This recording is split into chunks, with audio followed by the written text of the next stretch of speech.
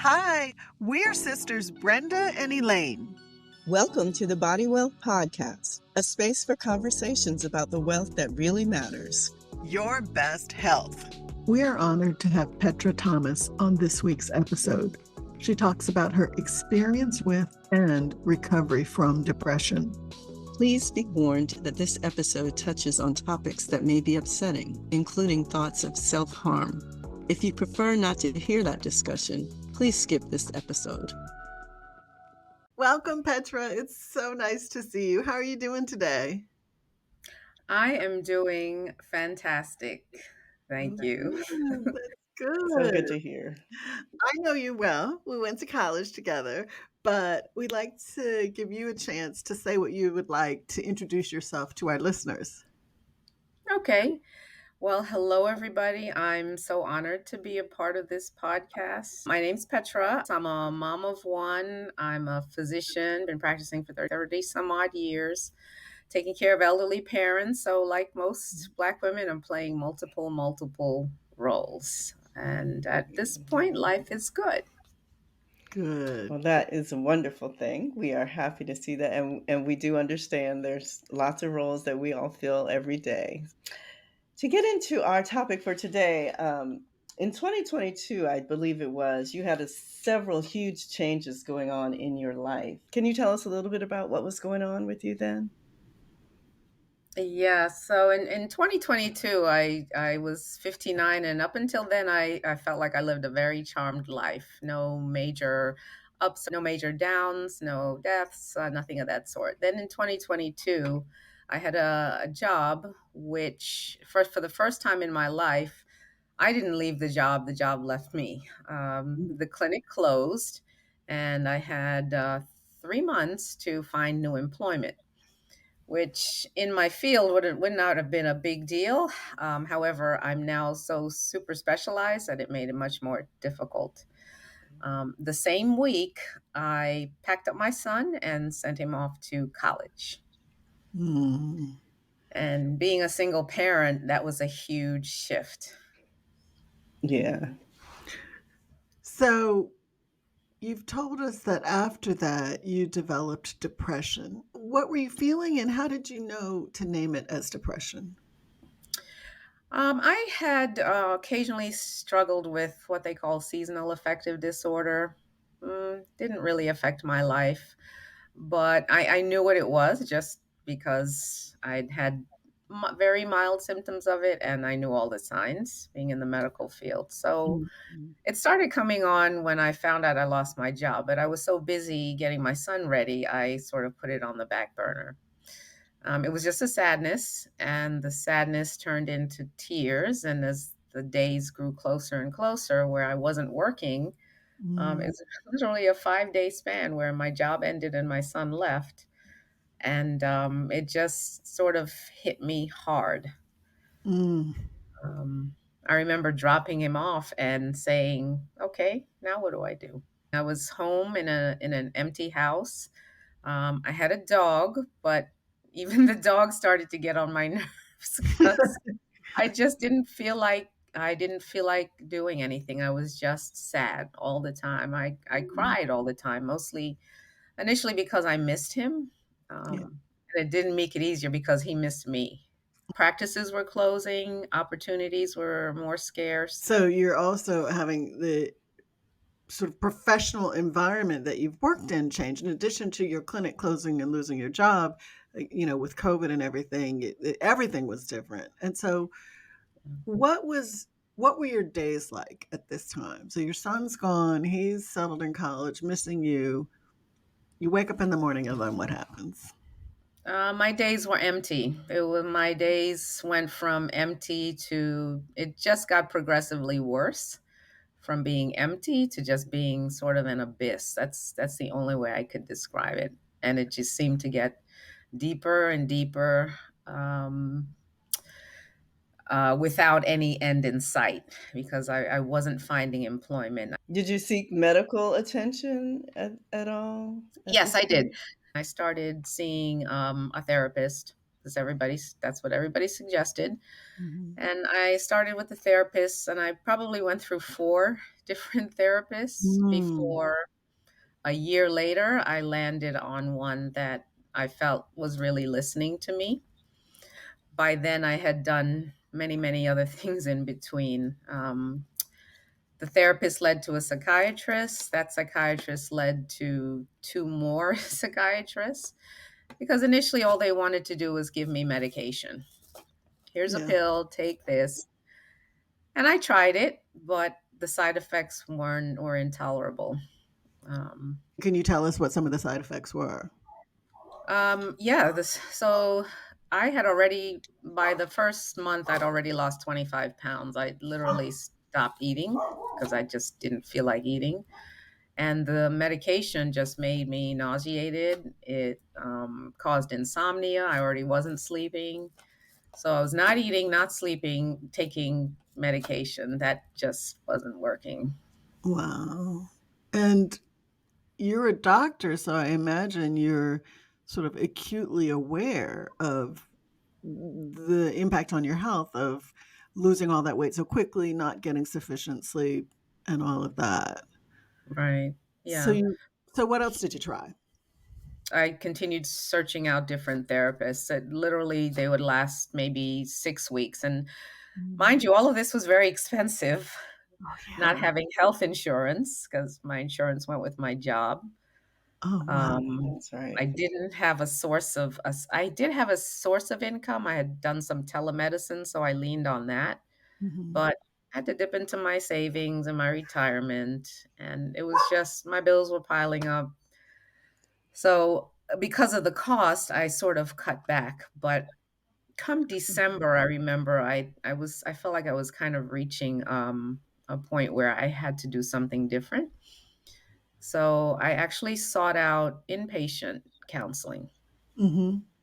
because I had nothing else to do with my days. So why not go and spend half Mhm. the day counseling? And I just remember every day I went, it made me feel worse Oh, and no. worse and And you were paying to feel worse. paying to feel worse Oh, and driving to feel worse. Yeah, it was not a good experience. How did you find all of these different doctors and these programs? I Googled. mhm. Google. I had Mhm. no prior knowledge, and plus I didn't want to share my journey with too many people, uh, anybody for that matter. Nobody in my family had ever dealt with depression. A couple of them said they didn't even know what that was, Mm. which was really hard. I know. I feel like in our community, a lot of times, we just say we didn't have time to be depressed. We weren't allowed. It was like you felt like you were indulging yourself, and we Yeah, didn't recognize that it was really a medical condition that you couldn't control. I mean, if you're there, no that's what you control. are. The Right. harder I tried, the worse it got. Oh my And goodness. they just didn't understand why I wasn't eating, why I couldn't sleep. And then when I slept, I just wanted to sleep all day or less, at least be in bed all day because I had no outlet. I was a pretty and still am a pretty avid exerciser. I just stopped that. I just stopped taking care of myself, basically. And what was going through your mind? Honestly, I just don't want to do this anymore. I'm so sorry that I know that you're having to relive this, and I am sorry, but I just think about how many people your story is gonna help, and it is. We love you, and we don't want to upset And you. appreciate you so much. Appreciate you doing this. Yeah, by December, I'd gotten to the point where everybody was really worried about me, and I knew I had to do something different. So when I enrolled in that outpatient program, I thought that would help. It helped in the way that it got me out of the house, something I Mhm. wasn't doing. It gave me a reason to get up in the morning. And but then by the time the half a day was over, I was kind of back to square one. So December came, January came, my birthday came. I remember I just ignored my birthday. I just Mm. didn't want to even feel like I was born. Oh. Um, and all along there were thoughts of I just don't want to do this anymore. When I got to the point where it felt where it didn't even matter to me what my son would have to go through. Then I Oh, knew I Had to make a change somehow. had to make a change. So, um, and it's funny, my son was home for Christmas and he saw me go through all of this. I would try to hide from him, but he would catch me in my closet crying. oh, boo boo. And at some point, he said, Mom, I'm 18. You can tell me what's wrong. So I sat him down and I told him. And He must be mature young man for he sure. is. He is. And he's a Christian like Mm, me. And he said, Mom, you got to get through this. And he stuck with me everywhere I went. He made sure I got there okay. And he just continued to check on me. He went about his teenage life, but he made sure that there was not a minute that didn't go by that he didn't check on his mom because he knew how I was doing. So you said your family didn't understand necessarily, but did you have anyone? Yes. um, a stranger. I had my best friend who Oh, helped me along, but she too, having never experienced depression, I don't, I'm convinced nobody really knows what it is or how deep it can be unless you've actually gone through it. So she was there yeah. for support, but it was a stranger who came into my life who essentially started taking care of me. And this is a friend I had met through church. She just happened to call me one day, and she had gone through a similar thing. So so she she fed me. understood. I stayed at home. She would, when I didn't answer the phone, she would come to my house. Good. She basically saved me Oh, can you when I say her felt name? like I was Kay. Thank you, Kay. Thank you, Kay. Yeah. And she basically, and my mom, of course, but my mom didn't understand. I don't blame anybody because again, if you've not been through it, you can't imagine what your mind Mm, does and where it goes, and the depths of the sadness. So months went on. I still didn't have a job. I still was making phone calls. I never even changed my clothes for days. I didn't cook. My refrigerator is usually stocked full of cooked food because I love to cook. It was mhm. empty for months. I wouldn't shop. I wouldn't eat. I was anxious. I didn't go to the grocery store. So depression and anxiety go hand in hand. And I'm sure you're not in the mindset that you need to be to get a job. So how, trying to go through that process while you're trying to battle that had to be very difficult. That was tough because I had to find a job. And I found one that this is the job I'm at now. But when I was going through the application process, imagine going into an interview in that D state of mind. No. How do you get your energy up to present your best self? Yeah. I don't know how I did it, but I this was in June when I found this job, and I was just going on the internet because I did it every single day looking for something, and it just came up, and the posting was a day before. Mm, So I was probably one of the first ones to see, all this is God. I have Yeah. no doubt. Mm. And I said, okay, let me go ahead and apply. So I sent in my resume. I got an interview the next week. And I remember that day going, okay, I got to get up and take a shower. I've got to comb my hair. mm, I've got to brush my teeth. mm. Stuff you just take for granted. And I have to put on clothes, which I haven't worn in almost a year. So I went on the interview, and I just remember just feeling like my insides were just on fire. I was just so nervous and so anxious. And surprisingly, nobody saw that. You covered it well.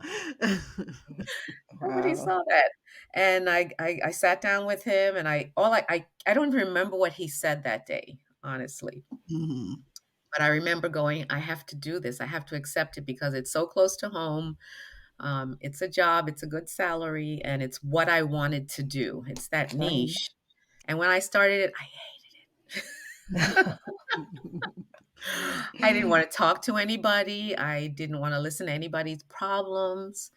I didn't want to do the work. I just didn't want to leave my house. And but I went in every day, and it didn't get better. It didn't get better till September. What What happened? made it better? So I left out an important part. All along, I go to church every Sunday. I'm in the Word. I'm reading. I'm praying. I'm crying. I'm saying, God, I just can't do this anymore. If you really want me to be here, then something has to change because I'm ready to give up. And Wow. it didn't matter what else was happening around me. I didn't care about my house. I wasn't cleaning. I was doing nothing. Hmm. And September, and I was taking three different medications, and it just felt like taking candy. And you were still going to church every Sunday, though. I was still going to church every Sunday, and church was my happy place Oh, because even good. though it was hard to get up and get there, when I got there, I felt halfway normal. Okay.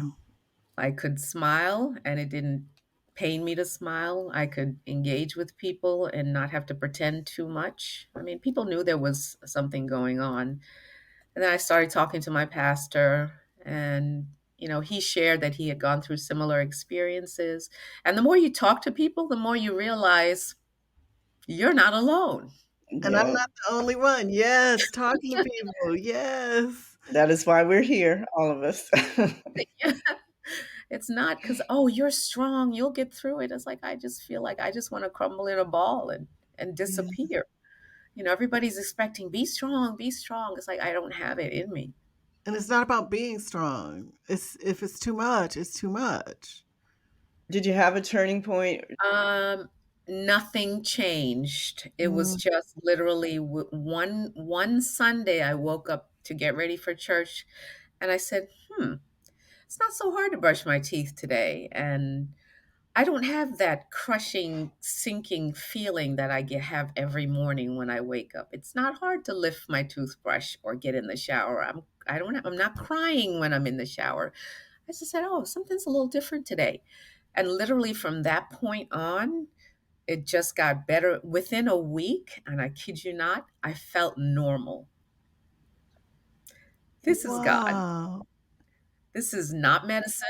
Been there, done Is that. that I've been on typical? medicine for 8 months now. I've been going to Okay. counseling. No, no, usually depression, it's not a quick out, especially after 15 months of a Yeah. deepness and a darkness that was, near suicidal.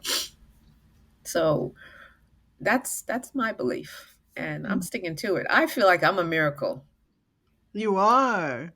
You are a miracle. I'm so glad. So glad. Do you ever worry about recurrence? Yeah, I do, and I realize that life will go on and things will change. There's going to be valleys. My parents are 89 and 90, so Mhm. I'm going to lose loved ones or something's going to happen. But I think I have a perspective where coming out, if I can get through that, I think I can get through anything. Great. Great. We are so glad you got through it and you're such a gift to so many that we're glad that you didn't let it take you down. Yeah, yeah. But I know you tried a lot of different things with the doctors that you saw and on your own. Can you tell us about some of the things you tried that didn't work for you? I don't think the medication worked. And it works for some people, at least it gives them that little bit of relief, but nothing changed. I tried multiple counselors, four different psychiatrists, and the last one I tried, she listened to me. It's like the last therapist and the last psychiatrist, a Mhm. year later, they actually listened. And this one in particular, she would call me and she wouldn't charge me. How are you doing? I'm really worried about you. Give me the phone number of your friend so I can Mm. have somebody check on you. And I'm grateful for those kind of things. I Wow. can't even begin to describe the feeling of having to actually do something, to have to force yourself to do it. So while I tried, they weren't really helping. I do remember one thing that started kind of getting my mind off of things. I started crocheting Hmm. because my friend she crocheted, and I used to do that when I was a kid, and I enjoyed it. And she said, "Why don't you start do something? Do what do you like to do?" I'm like, "I don't know. I don't like to do anything. I don't." So I Mhm. said, "Okay, let me go get a ball of yarn and get a pattern." And it was enough to distract me so that hours went by in the day and the days weren't so long and so hard. Mm. I feel things like that, especially if it's something that you did in your childhood or at another point in your life, even just doing the physical action of it brings you back to that time. It distracts your mind, but I think it also reminds you of something in your past potentially A that happier time, maybe. yeah. Yeah. Deep down it calmed me, and using my hands and not being in my head so much took Mm, okay, that yeah. space for enough so that I would get through a day and another day and another day. I made a whole blanket in 2 weeks, That's great. That's great. having not done this since I was 8 years old, and it felt like Wow. an accomplishment, so Yeah. it started, coming together at that point. Our mom would not have understood depression, right? She used to say, "We don't have moods in this family," right? Like, but I think it would be helpful if we were able to say to people listening to the podcast, if you have a friend who's depressed, here's something that you might be able to do that could be helpful. Here's something you might do that's not helpful. I mean, do you have thoughts about that? Oh, absolutely. The most helpful things my friends did was constantly check on me. Mm, mhm, And I found that friends that I didn't think were, close, so my line sisters, mhm, um, my best friend from college, and then there were a couple of friends that just sort of came out of the woodwork, hadn't spoken to in 20 years. "Oh, I mm, just called to see how you doing, haven't spoken to," and then when I just started crying, they're like, "What's wrong?" And from then on, they've come back into my life. And so that was one of the most helpful things. Even though you have nothing to offer, right. nothing to say, just listen. Let them be, come and sit with them. People just came and sat in my house, and I sat and cried, and they just watched Yeah. me cry, saying it's going to be okay. Just be there. Just be there. I mean, I realized that this is not anything that anyone else could fix, Mhm, that I had to just keep putting one foot in front of the other. And that's the other important piece. Just keep putting one, I used to say I'd put one baby toe in front of the other. It wasn't even a whole foot because some days I couldn't right. manage to Wow. even do that. So even though it's just brush your teeth today, Yeah. that's what the therapist, you get up and brush your teeth today, even if it's 4 o'clock in the day. Okay, I'll do that. And then I go back to bed. Well, at least I brushed my teeth today. Good, okay. Tiny little goals. This Yeah. is helpful because my approach when something's going on with a friend is always to try to solve it, which I know is the wrong thing. So what I hear you saying is be present, be there, be a witness, but you don't have to solve it. You just have to be there. Just show up and check in. Right. Absolutely. Check in, check in. Because had I been left alone Mm. for more than a day, it probably would have been a different outcome. Oh, I'm so glad that Mhm. didn't happen. Yeah. What not to do? Make them feel bad about themselves. If you would only eat better, if you would only Oh, get up and exercise, you'd feel better. Read a book. Go take a walk. I'm like, stop telling me to go take a walk. It's cold. I don't want to put my shoes on. I don't yeah. want to go for a walk. That's the things because they know you know those things and that you would do them if you If could. you could, yeah, Yeah. Yeah. It's, But you know, those I kind of resented. I'm like, you have no idea what I'm dealing with right now.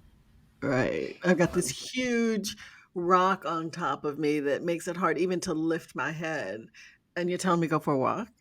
Yeah, "Go join the gym, go take a class." I'm like, "Really?" First of all, I don't have the money. Those people I kinda I stayed away from and just stuck Yeah. to the core that just were willing to be. Listen, my friend used to when she would drive, because she would always drive to church, I couldn't drive. She would just turn on the music and sit there, and she'd occasionally look over at me, "You doing okay?" I'm like, "No, but I'll be okay." She wouldn't say anything. It was just she understood just to be there. Good lesson. Yes. How's your son doing? Like, how did it had to be hard on him. How's he doing now? He's strong. He's doing great. He when he finally noticed that I was coming out, he's my cheerleader. "I'm so happy for you, mom. You know, you deserve it." When I told him I was going on vacation, he said, "Yes." Because I hadn't been on vacation in 2 years. You know, he's not like, "Oh, great, mom, go on and do your thing." He's very encouraging. He's doing really well. We all have in our mind what we think a person depression looks like. And did your impression of what that was change from before you had this experience? Not really. I know that anybody could suffer from depression depending on the circumstances. For some, it's truly a mental health issue and it's a lifelong thing, and I feel so sad for those people. Yeah. But it didn't change my idea. It's just made me so much more compassionate, Mm, so much more aware. I could spot it a mile away when somebody's in a, Mhm. and I make it my business now to reach out to those people because being there, I know what it's like. That is great. Um, we just want to touch on, if you're willing, a couple of the therapies you tried, just to hear you say what they are, and how they affected you. So I know you tried, um, TMS. Can you tell us what TMS is? Oh yeah, I forgot about all that. Yeah. So besides the talk therapy, I tried TMS is transcranial magnetic stimulation. So essentially you're going to a place. I did this for 5 days a week for 36 sessions. And Wow. Kate took me to every single one of them. Ugh. oh, Um, wow. I would go and sit. Looks like a dentist chair, but they put something on your head that has magnetic waves, and it's supposed to restructure, help rewire parts of your brain that deal with depression and anxiety. I had high hopes for it, but by session number 33, I'm like, you know what? This just isn't doing a thing for me. And that cost a lot of money. I'm still paying Oh, for that, actually. oh, Did a God. doctor recommend that or a therapist or something you found? No, this was all me just trying everything I possibly could. Cool. Mhm. And then after that, I said, okay, my last resort is ECT, electrocranial tomography, ECT. It's electric shock therapy, basically. Oh, okay, okay. You know, you've seen the movie one or heard of the movie One Flew Over the Cuckoo's Nest. So let me tell you what this is, because this is Okay, kind of tell scary. it. So ECT is a therapy where you go, it's like having an outpatient procedure. You do the procedure, you go in, you get anesthesia, they put you to sleep, and then they induce seizures. And that's supposed to help rewire the brain as well, the parts that deal with depression. Mm, After 4 treatments, I was like, I just felt funny and it didn't seem to be helping. They're like, "Oh, it's gonna make a difference, it's gonna feel great." 6 sessions, but I couldn't afford to keep it up, and I didn't feel like it was helping either. But I Okay. met some really nice people along the way, some very encouraging people along the way, and that was part of my recovery. All along the way, I met people who were very supportive and or had walked the same road. So it didn't help, but it didn't have any side effects, or it did have side effects. You said you weren't feeling yourself. I just didn't feel myself, and it didn't affect my memory, or they said you might lose your memory, and I was like, "I don't care, I would like to lose some memory if that Mm. would be okay with well, you." it's just a testament to how desperate you were and how much you wanted to be healed. Yeah. Your perseverance in that is what helped pull you through, along with all those other things. Yeah. Yeah. It was definitely perseverance. After a while, I said, you know what? Even though I feel like giving up and I just felt like it just is never going to end, I just said to my mom, this is never going to end. I'm never going to get better. Mm. Because so much time had passed and I had lost so much. I felt like I'd lost a significant part of my life, but um, not so much. I'm So you just better. kept going. Even Yes. when you were feeling that, you just kept putting that one toe in front of the other, and that's just waiting for the turnaround to come? Not knowing that it would, but trusting. And that's where my Faith. faith came in. Yeah. Yeah. And your last psychiatrist, do you still see her? No, no. She, I asked her if I could come off the medications. I haven't taken any in 3 months. Mhm. She didn't want me to come off medication. I said, it wasn't really helping me to begin with. So why am I paying for this medication? So she weaned me off of them and she said, if anything, if you feel like you're ever going down that path again, give me a call and I Good. certainly will. Matter of fact, I think I'm going to start going back to therapy occasionally just because I think everybody should. Yeah, I mean, that's the thing. I have been trying to find a therapist, and so I'm curious how you found the one that works. Because I tried a couple and it just wasn't a match. So hit or miss. So my niece is a social worker. She's a mental health Mm, counselor. nice. She's my only family member who got it. Mm, mhm. And she said, I have this coworker who lives in your area. Go try her. She's really good. And she was the one who Okay. I hit up on, who I felt like I connected with. But before then, it was just a waste. I hated going. I'm like, I'm going to leave here and feel the same. And you're just going to patronize me and Yep. tell me to go out and exercise. And I've done it all. I've tried it all. Yeah, condescension is the thing. It's like, this thing that's happening is really bad. Don't tell me to go exercise. Right, right. Cheer up. It's not Oh, so bad. Look at everything you've got. You've got a beautiful home. Your son is doing well. None of that mattered to me. It definitely makes you much more aware, compassionate, in tune. It's just the fact knowing that everybody has a story. I don't care what it is. Everybody has a story. It might not be as bad. It might not be the same condition. Everybody's got something. If you've lived long enough, if you didn't have it, you're gonna have it. Very true. So just never judge a man until you walk a mile in his shoes. yes. And even then, don't. So today you feel good. I feel good. That's what your day is like now, your typical days.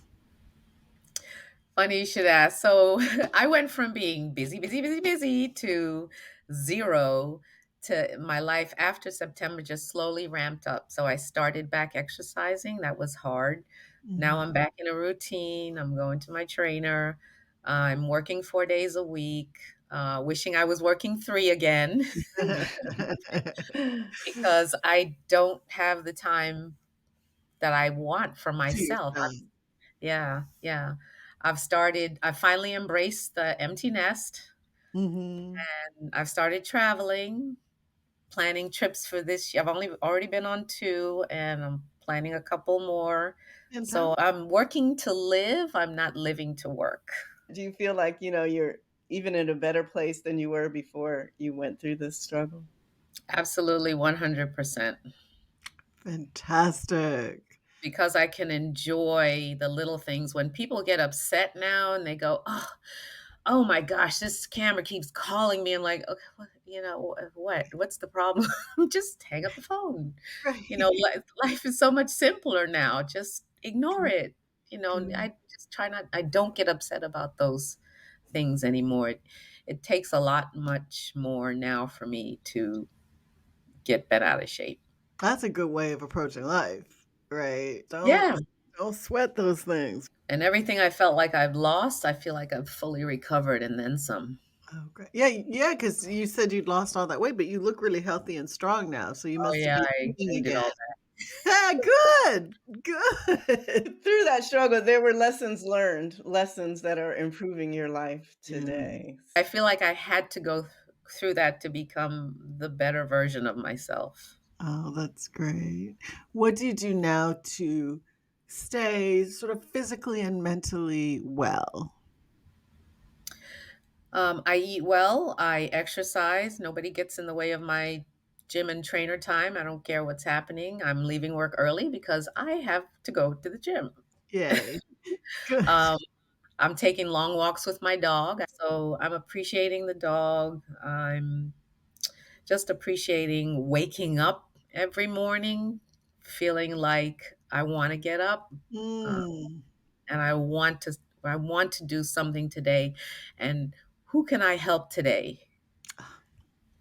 You're gonna help so many people with this podcast. I'm so excited that you're talking to us because I mean, I'm not gonna name the person, but there's a person in our family who I think is depressed. And I feel already I'm better able to support that person. And so Mm, thank you for doing this. It means the world. that's great. Yeah, yeah. It's really sad when you see these young kids who take their lives, and you wonder what could be so bad. But children are not exempt from it either. Elderly people are more susceptible to it, and everybody in between in all stages of life. You just never know. They'll look at me and go, "You're a doctor. You're successful. You've got this. You got that." Yeah, but look what happened. It happened to me. I didn't do it. It happened. And I wonder, because I, Mhm. I do believe too, it can happen to anybody. Is there anything that we can do to try to help keep ourselves from getting to these spaces? It's a hard question to answer because not everybody deals with situations the same way. For example, not everybody deals with death or divorce in the same way. Some people it just rolls off their back, and others it's the end of their world. Internalize. So Mhm. it's really hard to answer that question because it's such an individual thing. But to maintain a positive outcome, to know that you have one life, and for me, it's trying to live the best life I could, not necessarily for myself, but for others. My motto is who can I help today? Wow. Who needs my help? And that makes me feel better. And that keeps me in the place where I know I've done it, so you can too. Mm. And That you had to go through that to get there, Oh yeah. unfortunately. Oh yeah. I'd have been like, well, try this counselor, go take a walk. ah! So Have you exercised today? Guys. you don't know until you know, right? That's true. But now I'm like, is this something you want to talk about? Can I listen? I life comes at you. If you ever need me, you've got my ear. Mhm, mhm. That's That is beautiful. wonderful. That's beautiful. So, final questions. Is there anything else you would like to add? I would like to say that for those who are struggling with their mental health, talk about it. No one really knows what you're going through, and if that person you're talking to is, kind of telling you what to do, if they've not been there, find somebody else you can talk to. Keep talking Mm, because you will land up on somebody who's been there, who's never shared that with anybody else, but will be a willing person to, just like my friend, didn't know all that happened to her, would be willing to walk alongside of you. beautiful. And of course, get any kind of professional help that you need. But really, it's talking about it. I think if I had kept this to myself, and people do, and that's how I think they end up Mhm, gone, is mhm. they keep it to themselves or try to deal with it themselves. I would talk to people who I thought I could trust, first of all, make sure Right. it's somebody you think you can trust, who would listen. And the ones who said the stuff I didn't want to hear, I just kind of moved on and they call, I'm okay. Yeah. Well, this is why I think also release shame or blame, because I think oftentimes we don't talk because we feel ashamed or we feel it's our fault. That was a hard one to get over, the shame, like, "I shouldn't be feeling this way. I have so much to be grateful for," yada, Ah, yada. But I'm over that now. Whoever wants to hear my story, if you ask me, I'll tell you. fantastic. We love it. Thank you, Petra. Okay, Petra, who or what inspires you to work towards your best health? Well, after I started coming out of this, whole depression, I just realized how much of life there was to live, and I've always taken good care of myself, so it just made it even more important for me to do that, and then, there's my son. He's my motivating factor, period. Yeah, love that. So, how healthy do you feel today on a scale of 1 to 10, and why? I'm a 12 Woo! on the scale of Our 1 to first 12. I 12. feel great. Love it.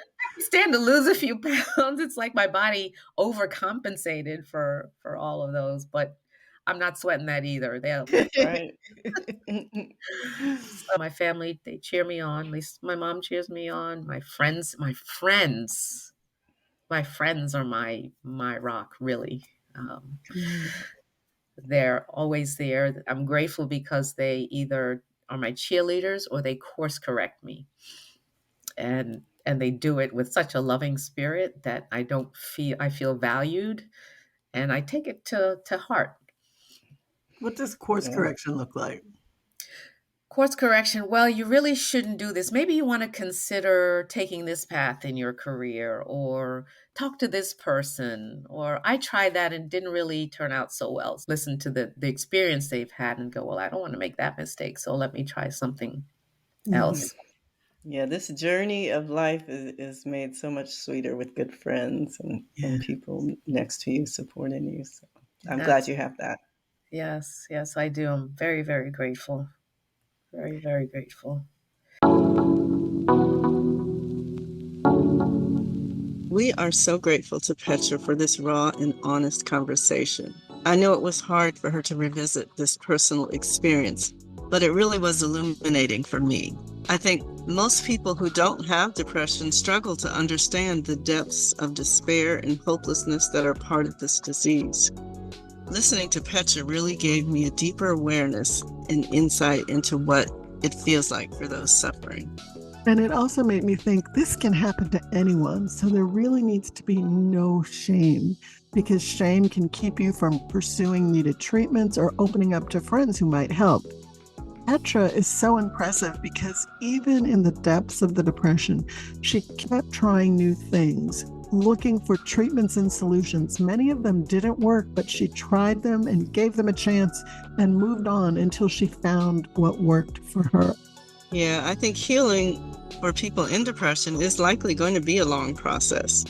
And if you find yourself in these dark places, it's helpful to hold on to something like Petra did. She really held on to her faith and to going to church each week.